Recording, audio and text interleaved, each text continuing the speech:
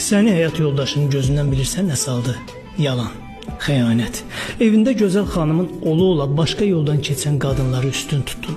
Halal arvadına demədiyin xoş sözləri başqasının altından çıxana dedin. Arvadına qıymadığın pulu, hədiyyəni başqasının artığına xərclədin. Sənin üçün dadlı yeməklər bişirən, onu bəyənəsən deyə gözəl geyimlər geyinən həyat yoldaşını nalayiq sözlərinlə alçaldıb yoldan keçən əxlaqsız bir qadını ucaltdın. Heç bir səhvini boynuna almırsan. Dava, söyüşlə yoldaşına hədə-qorxu gələrək özünü təmizə çıxarırsan. Evindəkini döydün, söydün, yoldan keçəni sığalladın.